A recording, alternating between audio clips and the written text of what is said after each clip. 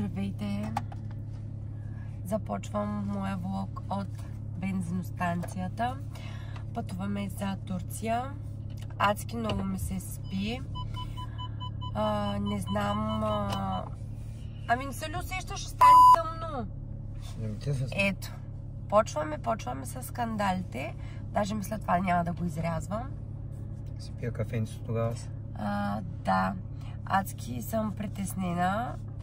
Ама честно да ви кажа, повече го искам, отколкото се страхувам.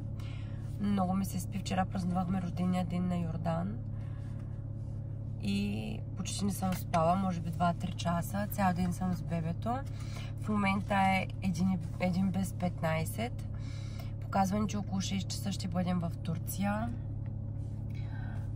Надявам се всичко да е наред. Ще се включа малко по-късно от границата. И така, бъдете с мен. Ако ви е интересно, дарете един лайк. Ако не ви е интересно, няма нужда от лоши коментари. Просто подминете. Това, което ще се правя, днес не ми е необходимо, ще видите. Не знам дали се вижда хубаво, не е малко тъмничко. Пътуването беше добре, до преди да видя колко камиони има. И едно момче стоеше в камион на такива специални светлини и ни предупреди да караме много бавно, да изпреварваме камионите, да имаме готовност всеки един момент да се приберем, ако се зададе камион, защото няма абсолютно никакво място. За наше огромно съжаление, камионите бяха толкова близо един до друг, че буквално на всеки 50 камиона имаше място да се прибереш. Не след всеки. И беше много напрегната ситуация в рамките на 10 минути каране. Вече сме малко преди границата. Спираме да обменим още малко пари за всеки случай. Просто не знаем къде, колко и какво ще ни трябва. Нали, да имаме кешче, не навсякъде имат пост терминали. И общо взето, не знам, сега е 2:20. Не спирам да мисля децата. Так му задрямвам, стряскам се. Ама това, като всяка майка, предполагам, тук, които гледат, имат деца, ще ме разберат. Просто за първи път оставям бебето. И така, като минем граница, ще се включа отново. Пристигнахме в клиниката. В момента сме на паркинга. Чакам главния координатор Неждет да ни посрещне. Беше изключително натоварено. Изобщо не очаквах чак такова движение. 5-6 часа беше наистина скандално. Много сме изморени, много ни се спи. Направо чак едно такова сейно, че се убива желанието. Просто имаш нужда да дремнеш поне 2 часа. И сега ще ви покажа отвътре ситуацията. Клиниката е Авицена и нека да я видите. Ето едно доказателство колко сме изморени. Данчо буквално заспа, докато чакаме координатора да пристигне. Та и часът наистина да настъпи. Това е най-милото посрещане, което съм получавала. Огромен букет. Просто нямам думи. След като ми регистрираха буквално за секунди, се отправихме към стаята. Тук Неждет ме води и ми обяснява абсолютно всичко. Стаята е точно като хотел. Няма нещо, което да ти липсва. Супер удобно легло, диван тип спалня за Данчо, плазмен телевизор, банята е супер обзаведена. Просто нямам думи. Хора уникални са. Уникални. Хронични заболявания като диабет, висококръвно, нискокръвно, щитовидна жлеза, бъбречни заболявания. Щитовидна, Грейвс, установен с документ. Тироид без соломаниш. Ilaç kullanıyorum bu. Някакво лекарство пиеш ли? Сега не, от една година, даже повече от година не съм. По принцип какво си пила? Елтирокс, да. Елтироксин kullanıyormuş. Bir yıl öncesine kadar şu an kullanmıyor. Bu yıldır. Geçirdiği bir operasyon vardı daha öncesinde. Аз съм вече в стаята. Само аз и Данчо сме. Всъщност не съм само аз. Обаче има един сериозен проблем и аз малко се притеснявам. Установихме току-що, че аз е трябвало да дойда вчера и днес да ме оперират. Следователно вече ми поставиха абокат и операцията ще бъде още днес. Аз съм настроена за утре, но не знам. Наистина съм много притеснена, даже не знам как да отреагирам. На Данчо въобще не му пука. Започвам да оправям багажа, минавам през банята и отиваме да действаме другите неща. Да слагаме цици. Няма да са само цици. До след малко. Тук идва същинската част. Искам да ви разкажа малко по-подробно какво ще си правя. Аз самата не знам какво ще се случи, но държа да си оправя гърдите. Това е една много болна тема за мен, доста отдавна. Предвид 3-те раждания, кърмих доста, кърмих точно много, Давид 9 месеца. Бях направила уникални гърди. Вижте колко е хубаво слънцето. Следствие те просто изчезнаха и всяка жена тук ще ме разбере. Но наистина на който не му е интересно, нека да подмине. Изобщо нямам желание за негативни коментари. Наистина това си е моето тяло, моя живот. Аз избирам какво ще правя с него. Искам аз да се чувствам добре, защото така наистина не се чувствам добре и ще си оправя гърдите. Другото поражение след 3-те деца е прословутия ми корем. Тук някой ще каже абсурд, ти отслабна, много ти е добре. Хора, повярвайте ми, аз за да си причиня нещо подобно, значи има защо. Аз няма да легна под ножа за някаква изгъзица. И така, още обмислям варианта дали да ви прикача снимка преди, след, но може и да го направя. Все още наистина не съм сигурна. Влога го правя напълно спонтанно, дори не знам какво ще се получи. Не знам как ще се чувствам в следващите дни. Данчо е плътно с мен. Това на мама няма да го причиня, не мога, сърце не ми дава. Аз самата съм майка и знам колко е тъжно за една майка да гледа така детето си. Но най-кофти е факта, че в момента абсолютно никой не знае, че днес ще ме оперират. Всички знаят, че моята операция ще бъде утре. Данчо може да потвърди. Да. Той самия гледаше като гръмнат заек на вратата, като му казаха, подготвяме те предоперационно. Вземаме кръвни изследвания. Аз викам, къде ме гласите? За какво ме гласите? Ама нали е утре? Ами не да, Янка, ти трябваше да дойдеш вчера, днес да е операцията. Супер. Така е писано, няма да сменям никаква дата. Така е писано, така трябва да стане.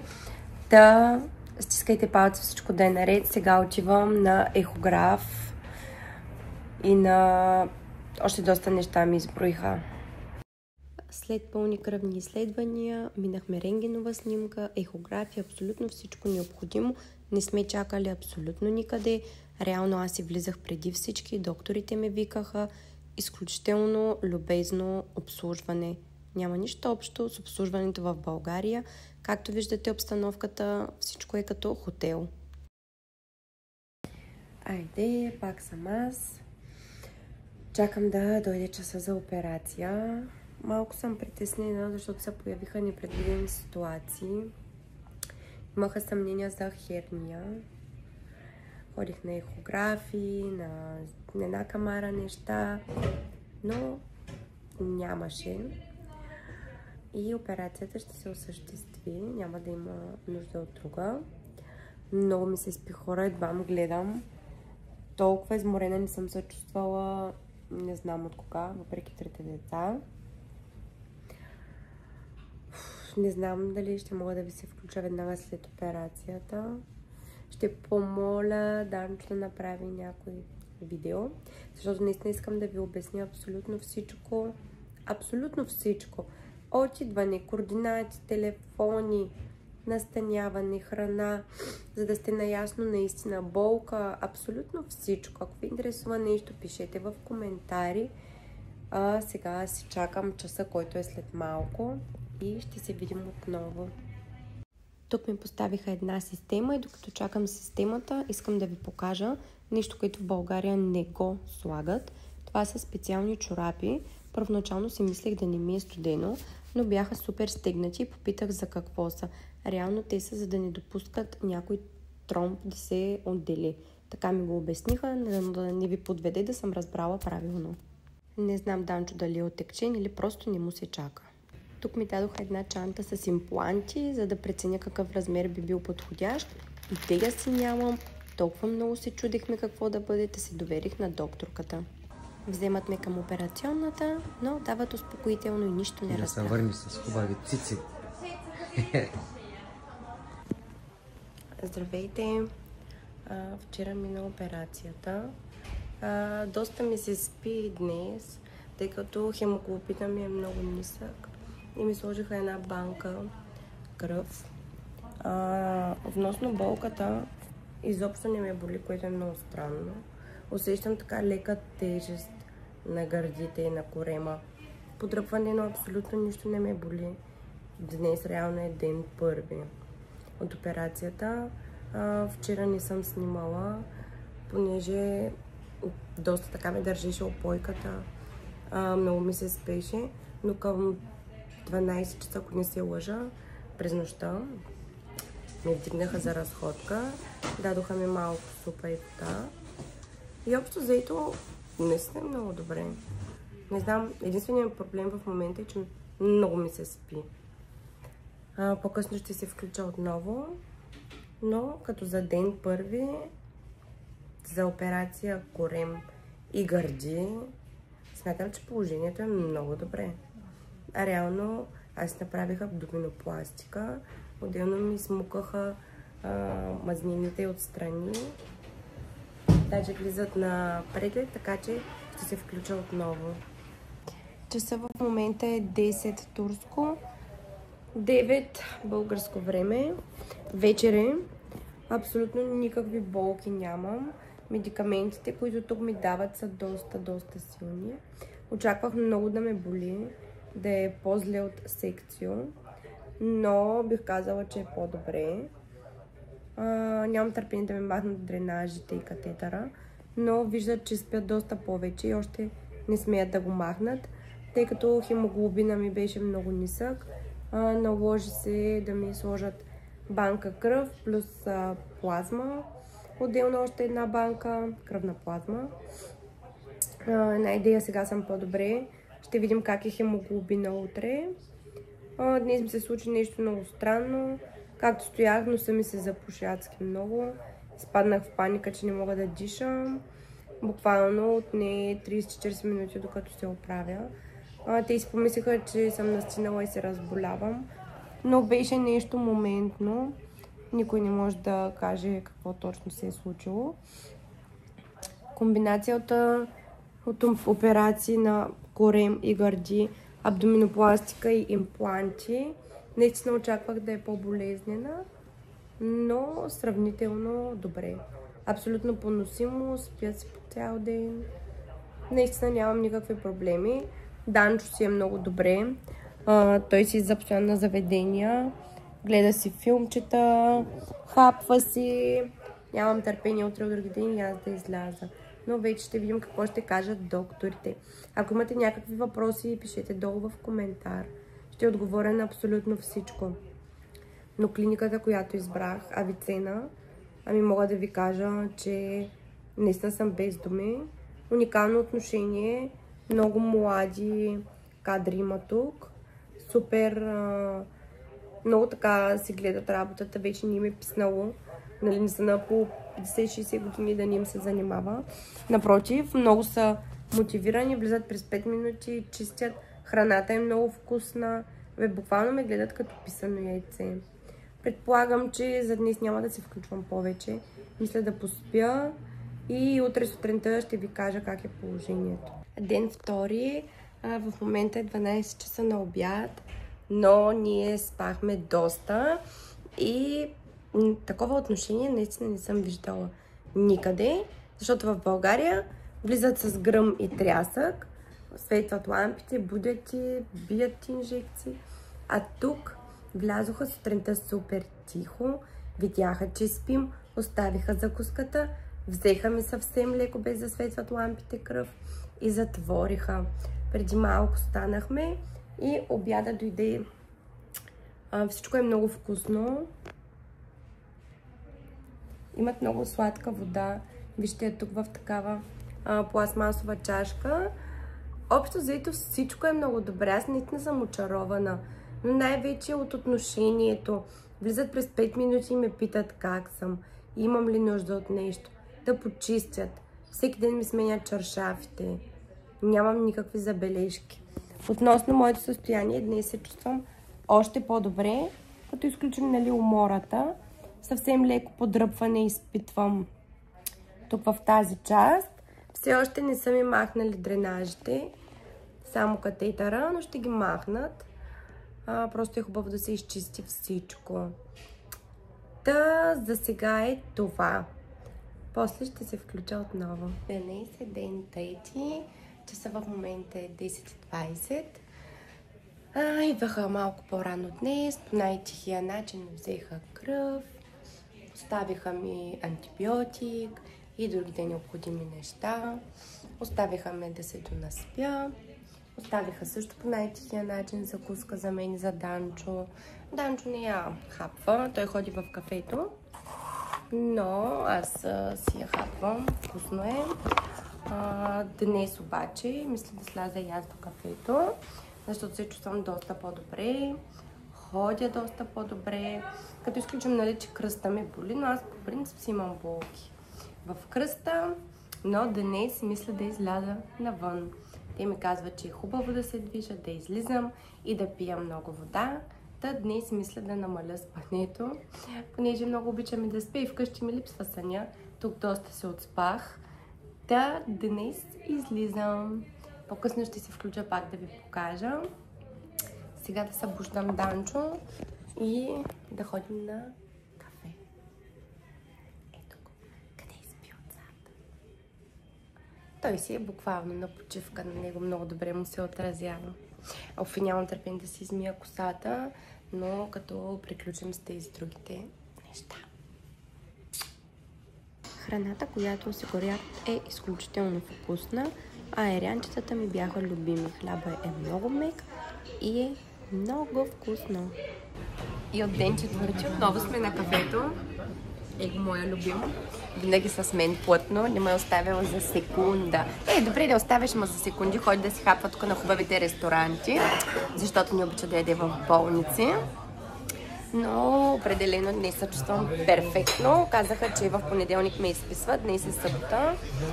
Нямам търпение, всичко вече ми е премахнато, дори абокатите, минах на таблетки. И така, ще се включа след малко от стаята да ви разкажа още по-подробно, че тук има хора и малко гледат като луди. Днес е ден 4, сутринта не се включих, защото имахме много процедури. Буквално ни оставиха отново да спим до 10:30, влизаха супер тихичко. А след това дойде доктора Суде на визитация. Махнаха последния дренаж, абсолютно всичко. Каза, че е перфектно. Махнаха ми абокатите. Реално вече минавам на таблетки. Няма нужда от абокати. Всичко е 6, движа се. Слизах долу до кафето, както видяхте. Сега обядвам. Храната е безумно вкусна. Леща, уникална леща правят. Имам и макарони, и кисело мляко. И просто наистина не мога да се оплача. Като 4-ти ден оперирана от гръдни импланти и абдоминопластика, аз се чувствам перфектно. Просто не мога да ви опиша.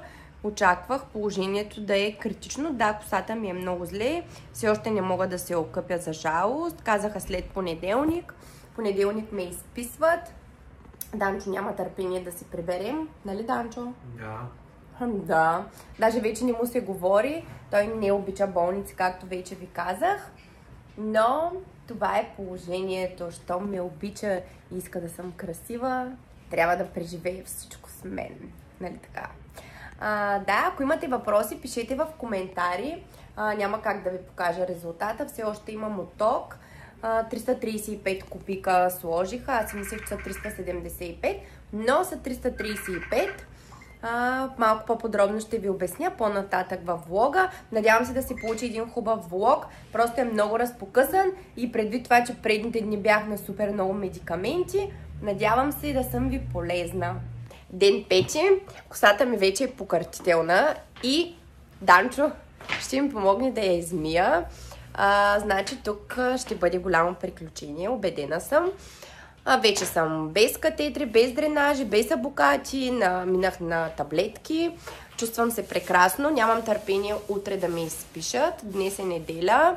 Да, тук може би се видя малко на Данчо боксерките, но продължаваме. Часа в момента е 12 без 15. Аз вече пих долу чайче в кафето. Чувствам се прекрасно, чакам си обяда и сега е време да ми измият косата. Пряко включване след изкъпаната ми коса.